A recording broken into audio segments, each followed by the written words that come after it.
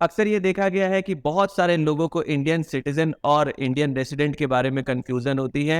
उन्हें लगता है कि ये दोनों सेम ही चीज़ है, लेकिन ऐसा बिल्कुल नहीं है। इंडियन रेसिडेंट और इंडियन सिटीजन ये दोनों का मतलब बिल्कुल ही अलग है।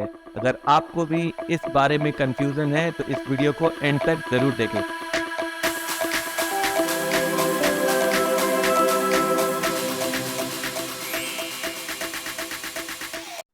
हेलो दोस्तों, मेरा नाम है सूरज कुमार गुप्ता और आप देख रहे हैं YouTube channel of knowledge campus.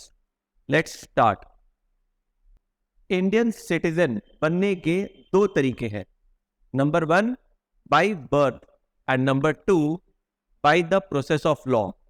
सबसे पहला जो है वो है बाय बर्थ, यानी कि कोई भी इंसान अगर भारत में जन्म लेता है तो वो इंडियन सिटीजन बन जाएगा बाय बर्थ। ये बाय डिफॉल्ट आप भारत में जन्म लेते हो अगर, तो बाय डिफॉल्ट आप इंडियन सिटीजन कहलाओगे।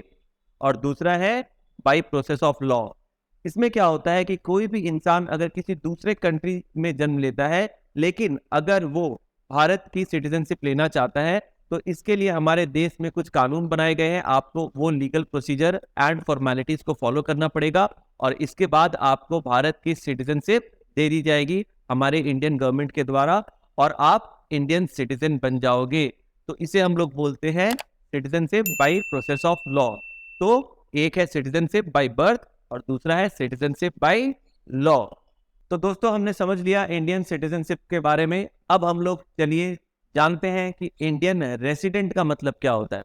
इंडियन रेसिडेंट बनने के लिए इनकम टैक्स एक्ट के प्रोविजन के हिसाब से आपको प्रीवियस ईयर के दौरान मिनिमम 182 डेज और मोर इंडिया में स्टे करना पड़ेगा अंडर सेक्शन 61A, या फिर आपको मिनिमम 60 डेज प्रीवियस ईयर में स्टे करना पड़ेगा इंडिया में और प्रीवियस ईयर के पिछले 4 सालों के दौरान टोटल मिलाकर आपको 365 डेज इंडिया में स्टे करना पड़ेगा अंडर सेक्शन 61C।